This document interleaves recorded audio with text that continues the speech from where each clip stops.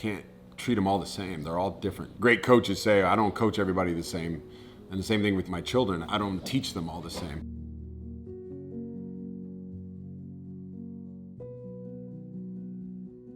In show business or whatever, I mean, if I get an acting job, I have to fly to go do it. Yeah. And we're not shooting here in Austin. And then my football job, like I'm on the road. And you want that. I want those opportunities. That's what I'm working my ass off for. But then at the same time, you have to say no to the other things that come up. With your job, it's what you're working for. You have to go do it, but you can't go party. You can't go on that trip to the Bahamas with your friend who says, hey, come get on my plane and we're gonna go down to the Bahamas for 4 or 5 days. And I'm like, I can't. I just have to say no to all that stuff. I say no a lot to the extracurricular fun stuff. And sometimes it hurts. You're like, man, like last year I could have went on this yacht trip over to Positano and all over the Greek islands, all paid for. I didn't even have to pay for it. My real good friend of mine. But I was like, I can't. I gotta be here for my kids. In the end though, that's the most important thing. I think letting them fail, that's a big deal. Where you get these helicopter parents. A lot of people talk about that, and everybody knows what that means. Letting them take some chances, letting them fall down, even when you know you want to protect them a little bit. So like, for instance, I used to wake the kids up in the morning to get them ready for school. Now, I'm like, no, wake yourself up.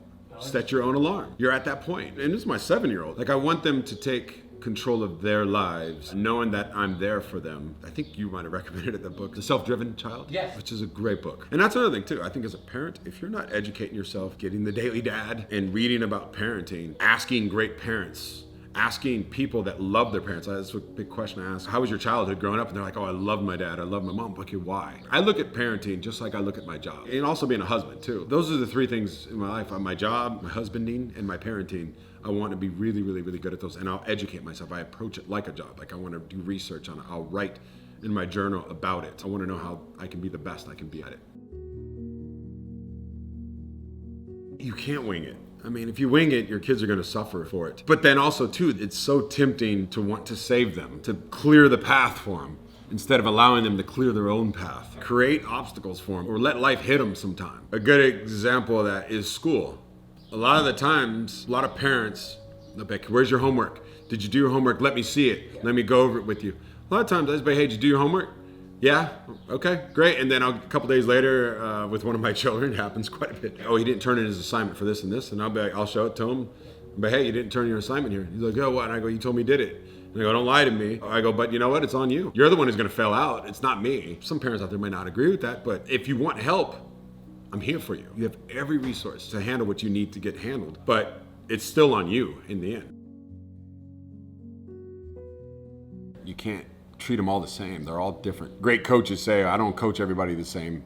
And the same thing with my children. I don't teach them all the same. Patience, calmness. Calmness sets the tone for the house. Routine, giving them a routine. This is how it's gonna go in the morning. This is how it's gonna go in the afternoon. Dropping most things for them. Like if I'm on a phone call and they want me to do something, I will always immediately go to them. I try to let them know that they're the most important thing to me, no matter what it is that I'm doing. And maybe that's just being present with them, really listening to them more than me talking. I try for that.